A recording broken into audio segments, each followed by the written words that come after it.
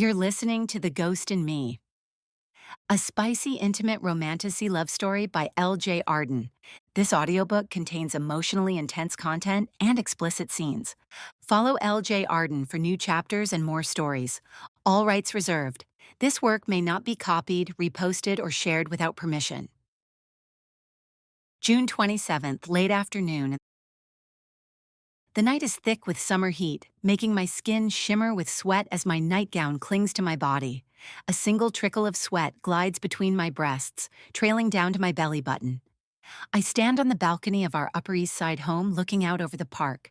The city hums below, alive and endless. The Chablis in my glass is cool, leaving a moist trail on my lips as I take slow sips.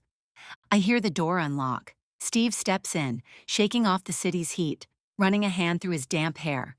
He drops his bag by the door, like always, and I feel his gaze sweep over me. "Hey, babe," he murmurs, brushing his lips against my collarbone. His rough beard grazes my skin, and for a second, a memory flickers.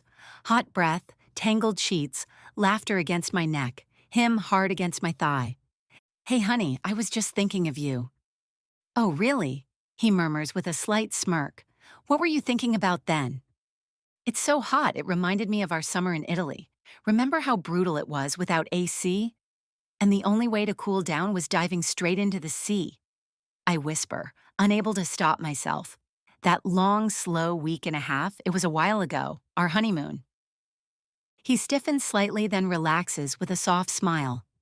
"Of course, the place was ridiculously hot, but I can't say I didn't like it. You were half naked most of the time." "I was." I laugh, and for a moment I see a flash of the old Steve, the one who used to look at me like I was the only woman in the world. He still loves me, I know that, and I love him, of course I do. But can we all just admit that love and desire aren't the same thing? "You're late. Did something happen?" I ask, swirling my wine, watching the crisp white liquid slosh against the glass. He sighs, rubbing the back of his neck. "Long, boring, just a day. Crazy number of meetings trying to get our offer to work." He chuckles, shaking his head like it's nothing. "How was your day?" he shouts from the wardrobe, changing the topic, knowing full well I'm not that interested in his work.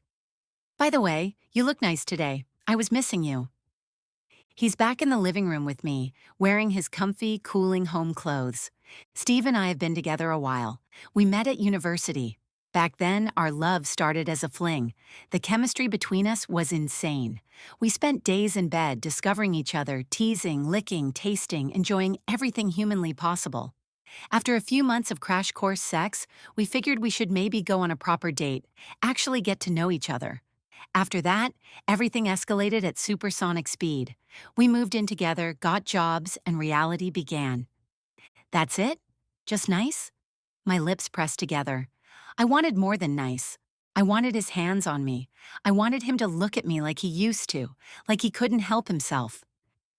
"Come on, you know what I meant," he says, laughing as he reaches for the Chablis. "You overthink again." I exhale. Maybe I do. To be honest, I'm not even sure anymore. This past year and a half, Steve's worked like crazy. Late-night meetings, long trips abroad. But he's not a workaholic. He does it for a reason. For me. After uni, I became a lawyer. I was good at it, and at first I believed I loved it. But slowly I started burning out. I didn't like the meetings, constantly presenting things to strangers, putting myself on display. It drained me. One night, after another soul-crushing day at the office, I came home exhausted and miserable. He held me, let me crumble, and then said, "Just leave. Stay home for a while. Figure out what you want to do." Well, I figured it out. I wanted to write. And it turned out to be the jackpot. Call it luck or timing or whatever. But my books took off. Now we're comfortable. My books do well, and he earns more than enough. But still, he wants more for us. Travel, a second home in the Mediterranean, kids without worrying about money. So he keeps working, for me, for us. I have absolutely no right to feel like he doesn't love me or doesn't want me. I mean, 10-hour workdays, 6 days a week? Losing some sex appetite is normal. But still, I want him. We're already here. Why can't he see it? This is enough. He's enough. Yeah, I know what you mean. I'm sorry, I've just been moody. Elena's on my back about the book. I'm behind, and it's just not coming together.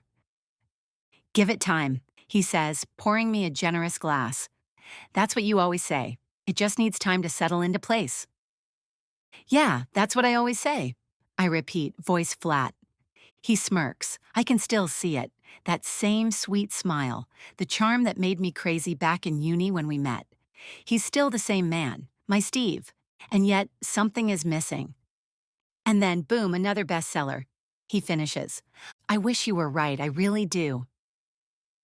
I take a long sip of wine, letting it linger, trying to swallow the disappointment with it. Come here, he murmurs, pulling me into his arms.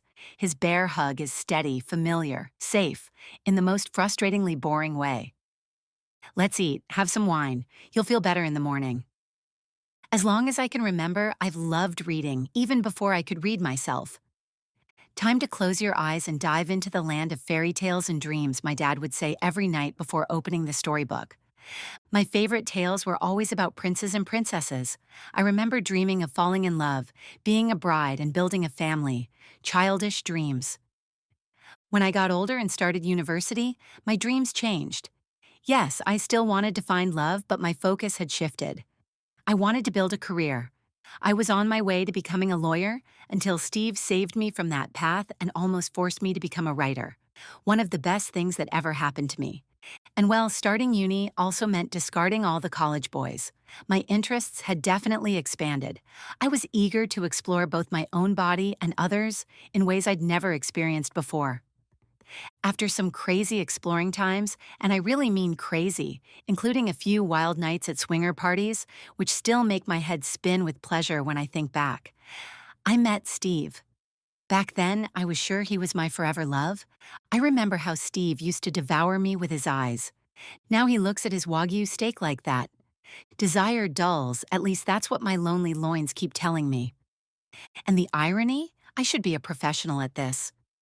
I write about love for a living, a spicy romance author whose own love life has about as much spice as a glass of skim milk. My editor, Elena, always tells me, Clara Winslow, you don't just write, you set pages on fire. Do I? Do I really? Because right now, desire feels like a hollow echo. The spark? Long gone. And it's not just missing from my bed. It's missing from my writing, too. Steve's out of bed. I hear him shifting slowly, trying to find a comfortable position between the cold silk bed sheets. I'm still up, staring at my laptop screen. The blank page taunts me. The blinking cursor is driving me mad, just sitting there, smug and pulsing, a constant reminder that the deadline is closing in. And I hate every single line I've written so far. Ilana's email sits unopened in my inbox. She's my editor and my best friend, the one who checks in to make sure I'm actually writing and, let's be real, to make sure I don't vanish into this high-ceiling apartment and become a recluse. Clara, check in. Anything I can help with? The deadline is almost here, and I still haven't seen even a first draft of the manuscript. Also, let me know about next weekend. Do I count you and Steve in? Sometimes she drives me absolutely crazy with all the, "We believe in you, Clara," cheerleading. Oh, really? You believe in me? Then come look at the black hole of hopelessness currently masquerading as a manuscript on my screen. I type a response. Delete it. Type again. Delete.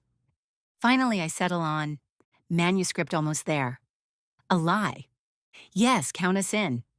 Another lie. Honestly, I'd rather swan dive off a cliff than endure another soul-sucking publishing house fundraising gala. But sure, let's all pretend it's a glamorous soiree and not just an overpriced networking nightmare with mediocre wine and forced small talk. You've been listening to The Ghost in Me by L.J. Arden. Follow L.J. Arden for new chapters and more stories. All rights reserved.